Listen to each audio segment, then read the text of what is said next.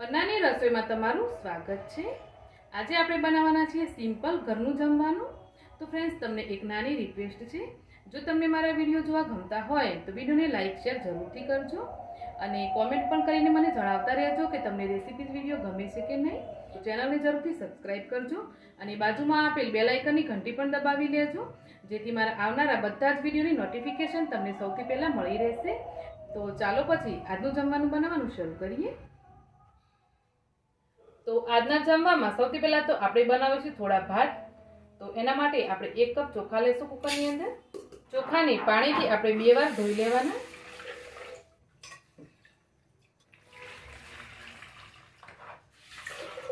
तो चोखा छे ने ए आपणा तेलमां मोयेला छे एटले 2 वार एने पाणीथी धोवा जरूरी छे। तो हवे चोखाने चढ़वा माटे आपणे पाणी एड करवानुं छे, जेटલું પણ चोखा चढ़वा माटे जरूर लागे एटલું। तो आपणे 1 कप चोखा लीधा छे ने तो आपणे 2 થી 2.5 कप जेटला पाणी लेवानुं। अर्धी चमची आपणे मीठું एड करी देशुं। हवे कुकरने बंद करी अने आपणे आ रीते थोडું हलावी लेवानुं, जेथी मीठું छे ने ए बराबर ओगળી जाय। अने हवे भातने चढ़वा माटे आपणे मूकी देशुं। अने हवे शाक आपणे बनाववाना छीए देशी રીંગણાનું। तो अहींया मैं 500 ग्राम जेटला देशी રીંગણ लीधा छे अने રીંગણ कंईक आ रीतना छे। तो રીંગણને સમારતા પહેલા આપણે પાણી લઈ લેશું વાડકાની અંદર। પાણી એટલું લેવાનું કે આપણે રીંગણ સમારીને રાખીએ ને તો રીંગણ છે એ પાણીની અંદર ડૂબેલા રહેવા જોઈએ। આ રીતે ડીંઠિયામાંથી અડધું ડીંઠિયું કાપી નાખવાનું અને ત્યાર પછી અહીંયાથી પણ આપણે અડધું અડધું કાપી નાખીશું અને ત્યાર પછી અહીંયાથી એને કટ કરી લેવાનું। હવે અહીંયા ચીરો લગાવી અને આપણે આ રીતે કટ કરી લેશું। આ રીતે આપણે બધા રીંગણને કટ કરી લેશું। तो आ रीते आपणे बधा ज રીંગણ समारी लीधा। રીંગણને પાણીમાં જ રહેવા દેશું અને આપણે આના શાક માટે મસાલો બનાવી લઈએ। મસાલા માટે આપણે ખાણી દસ્તો લઈ લેશું।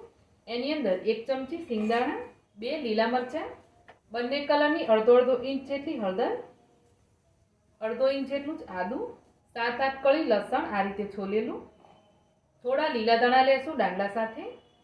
હવે મસાલામાં પણ અડધી ચમચી જેટલું મીઠું એડ કરીને મસાલો વાટીશું। मीठू एड करीने मसालो वाटीशुं ने तो मसालो छे ए जल्दीथी कूटाई जशे। मसालो आपणे आ रीते वाटी लीधो छे। मसालाने आपणे काढी लेशुं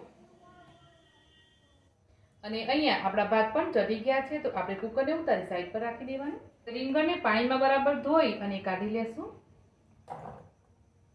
तो चालो हवे शाकनो वघार करी लईए। શાકનો વઘાર કરવા માટે આપણે આ રીતે કઢાઈ રાખી દઈશું અને એની અંદર આપણે 2 પળી તેલ લેવાનું। તેલ ગરમ થાય એટલે અડધી ચમચી રાઈ એડ કરીશું, અડધી ચમચી જીરું અને અડધી ચમચી હિંગ। હવે રાઈ, જીરું અને હિંગ તતરી જાય ને એટલે આપણે અડધી ચમચી હળદર પાવડર એડ કરી દઈશું અને વઘારની અંદર હળદર પાવડર એડ કરવાથી છે ને શાકનો કલર છે ને એ મસ્ત આવે। અને ત્યાર પછી આપણે ધોયેલા જે રીંગણ છે એ રીંગણ એડ કરી દઈએ। રીંગણને આપણે વઘારમાં સરસ મિક્સ કરી લેવાના। તો રીંગણની અંદર અત્યારે આપણે કોઈ પણ બીજા મસાલાઓ એડ નથી કરવાના। આપણે ઢાંકીને રીંગણને ચડવા દઈશું પહેલા થોડા। વચ્ચે વચ્ચે આપણે શાકને આ રીતે ફેરવતા પણ રહેશું।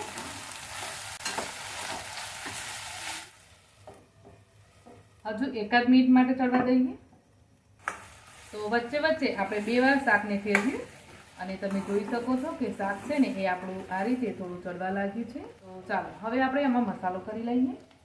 મસાલામાં આપણે હમણાં જે મસાલો બનાવ્યો ને એ મસાલો અડધો લઈ લેશું એટલે 2 ચમચી જેટલો, 1/4 ચમચી ગરમ મસાલો, 1 ચમચી લાલ મરચું પાવડર। લાલ મરચું પાવડર છે ને એ તીખું ઓછું છે એટલે મેં 1 ચમચી એડ કરી। તીખું હોય તો તમે અડધી ચમચી લેજો। અને હવે અડધી ચમચી મીઠું એડ કરીશું। तो मीठू तमारे ध्यानथी एड करवानुं, केम के मसालो वाटती वखते पण आपणे नाखेलो। मसालाओ मिक्स करी लईए। मसाला मिक्स करीने आपणे फरीथी आने 1 मिनिट माटे चढ़वा देवानुं।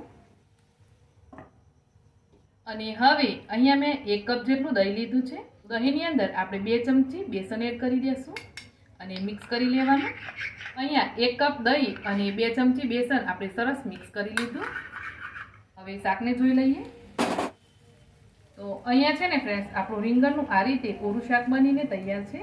तो तमे खाली आ रीते शाकने बनाववा मांगता होय ने तो आ रीते बनावी शकाय।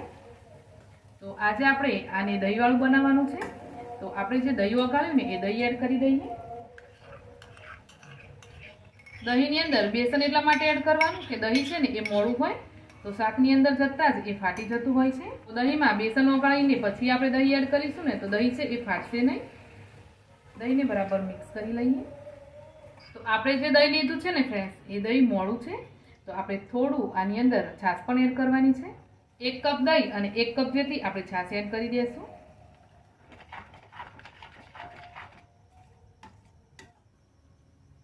દહીં અને છાશને બરાબર મિક્સ કરી લીધું. આપણે 5 મિનિટ માટે આને ધીમા ગેસ ઉપર થવા દેવાનું. તો શાકની અંદર અત્યારે તમારે ખાટું મોળું ચેક કરી લેવાનું અને મસાલા વધતા ઓછી હોય તો મસાલા પણ તમે આ ટાઈમે એડ કરી શકો. તો અહીંયા શાકને થતાં 5 મિનિટ જેટલો ટાઈમ થઈ ગયો છે. તો હવે આપણે છેલ્લે લીલા ધાણા એડ કરી દઈશું આની અંદર. તો ચાલો ફ્રેન્ડ્સ, અહીંયા છે ને આપણું રીંગણનું એકદમ દેશી સ્ટાઇલમાં દહીંવાળું શાક બનીને તૈયાર થઈ ગયું છે. ગેસ બંધ કરી અને શાકને આપણે સાઈડ પર રાખી દઈએ અને હવે આ શાક સાથે ખાવા માટે બાજરીનો રોટલો બનાવી લઈએ. રોટલો બનાવતા પહેલાં આપણે તવાને આ રીતે રાખી દઈશું જેથી તવો છે ને એ ગરમ થઈ રહેશે. રોટલો આપણે બાજરીનો બનાવવાના છીએ. તો મેં અહીંયા બાજરીનો લોટ ચાળીને લીધો છે. થોડું થોડું કરી પાણી એડ કરતા જશું અને લોટ બાંધી લેશું. આ રીતે લોટ ભેગો થઈ જાય ને એટલે પછી હવે આપણે લોટને મસળવાનો છે. તો પાણીવાળા હાથ કરી અને આપણે આ રીતે લોટને બરાબર મસળવાનો અને આ પ્રોસેસ તમારે 2-3 વાર કરી લેવાની. લોટને તમે જેટલો પણ મસળી અને કરશો ને એટલો જ રોટલો ખાવામાં સ્વાદિષ્ટ લાગે છે.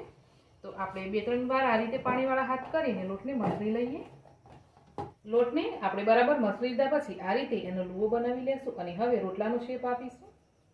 આમ તો મને હાથથી રોટલો ખાસ આવડતો નથી, પરંતુ આજે હું કોશિશ કરીશ કે હાથથી રોટલો બનાવું.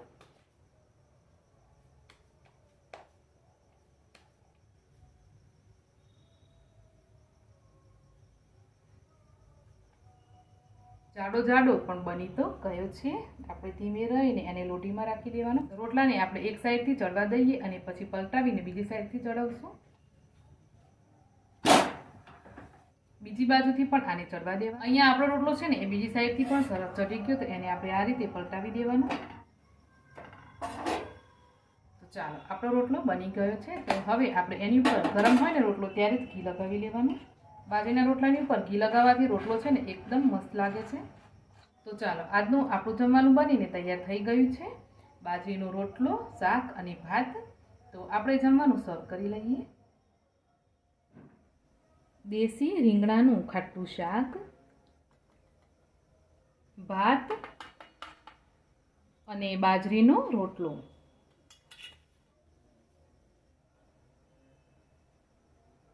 તો આજનું જમવાનું બનાવવાની રેસીપી તમને કેવી લાગી ફ્રેન્ડ્સ, મને કોમેન્ટ કરીને જરૂરથી જણાવજો. રેસીપી ગમી હોય તો વિડીયોને લાઈક શેર કરી ચેનલને જરૂર સબસ્ક્રાઈબ કરજો. તો મળીશું એક આવી જ નવી રેસીપી સાથે. આવજો.